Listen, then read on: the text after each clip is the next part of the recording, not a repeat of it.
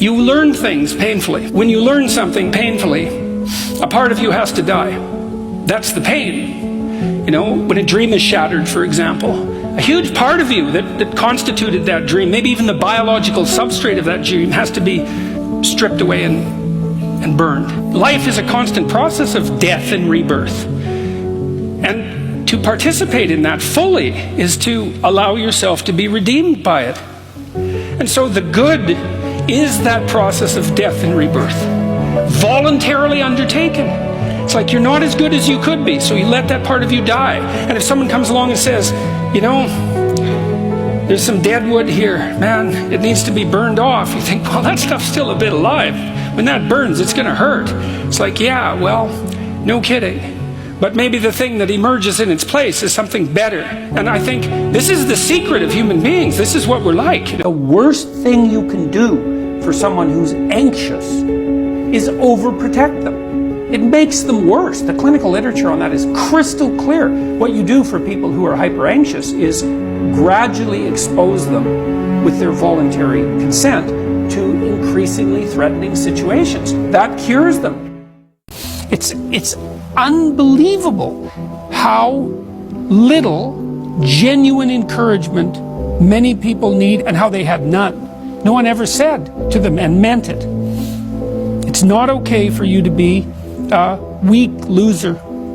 It's not okay. And the reason it's not okay is because you could be way more than that. And it's a crime, an ethical crime, for you to allow all that necessary potential to go to waste. It hurts you, it hurts your family, it hurts the world. Really, really, it does. And people think, oh, okay, I get it.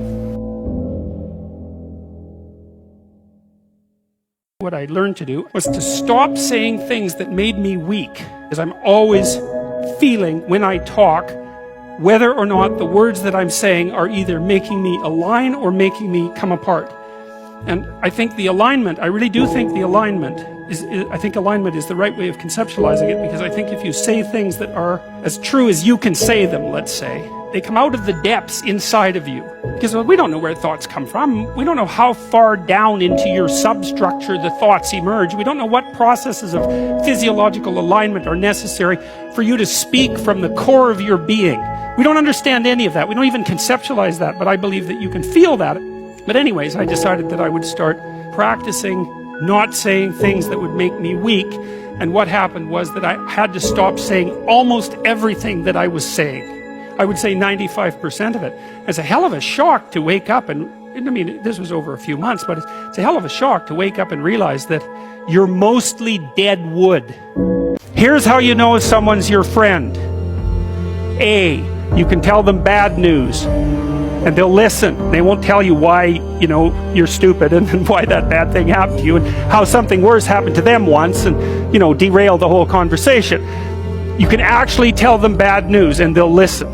So that's a good thing. And then, this is a weirder thing, you can tell them good news and they'll help you celebrate. And that's a really good way of deciding who you should have around you. And so you want to surround yourself, you got to think about this. You got to surround yourself with people who want the best for the best part of you. If you say the truth and nothing else, you'll have an immense adventure as a consequence. You won't know what's going to happen to you, and you have to let go of your clinging to the outcome. You have to let go. But the truth will reveal the world the way it's intended to be revealed, and the consequence for you will be that you'll have the adventure of your life. And the other part of that ethos is this, and it makes perfect sense to me. I can't see how it can be any other way, which is that whatever makes itself manifest as a consequence of the truth is the best possible reality that could be manifest, even if you can't see it. One of the things I learned was, and I really learned this, was that you don't get away with anything. And so you might think you can bend the fabric of reality and that you can treat people instrumentally and that you can bow to the tyrant without and violate your conscience without cost, but that is just not the case, you will pay the piper. When you pay, you might not even notice the causal connection between the sin and the payment. And one of the things you do in psychotherapy is people's lives take a twist and they go very badly wrong. And when you walk back through people's lives with them, you come to these choice points where you meet the devil at the crossroads and you find out that, well, you went left, let's say, and downhill when you should have gone right and uphill, and now you're paying the price for that. Life is suffering. Right. Indisputable. What do you do about that? You voluntarily accept it and then strive to overcome the suffering that's a consequence of that. And you do that for you, and you do that in a way that makes it better for other people. And then that works. And one question might be, well, how well does it work? And the answer is, the only way that you can find out is by trying it. That's it. That's the existential element of it. The proof is to be derived by the incarnation of the attitude in your own life. No one can tell you how it will work for you. It's the thing that your destiny is to discover that. And you have to make the decisions to begin with. It's like, because you can't do this without commitment. You have to commit to it first. That's the act of faith. I've never seen anyone not be able to progress if they made the task small enough. But, that can be pretty humiliating. Now, the upside is that once you take that first step, you look the beast in the face and you'll start progressing, not linearly, but exponentially in speed. So what's cool is that it doesn't really matter how small that first step is, because it'll start doubling, and anything that doubles grows unbelievably quickly. And so that's a very useful thing to know too. And that's true when you're learning anything new. It's like you'll feel like an imposter, you'll feel like a fool, because you are, and you'll think, I'll never get there, and the destination might look very distant. But if you take a sufficiently small first step and get the ball rolling, you can be cruising along at a pretty good rate, generally faster than you'll think. What if it's a mistake? It's a mistake. Rest assured. What do you know? You're going to stumble around, right? And what's going to happen is this. You're going to not stay in stasis. You're not going to wander around in circles. And I see people like that. They said, well, I never knew what to do, and now I'm 40.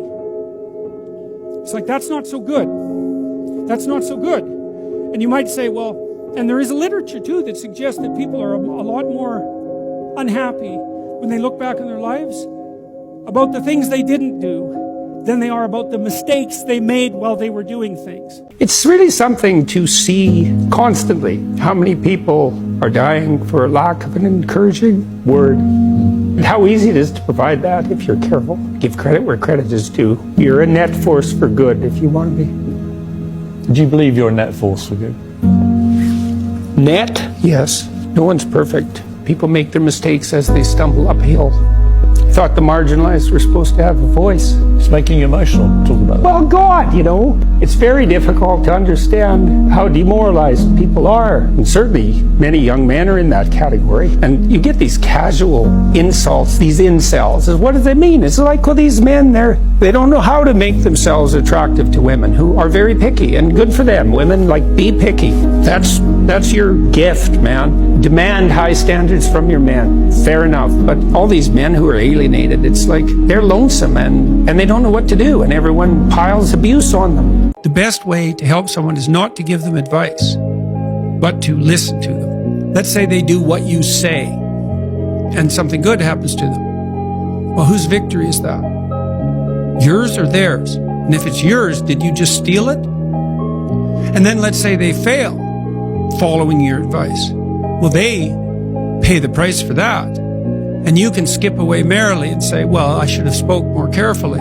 It's like, you don't mess about with people's destiny. You do not know where they're headed.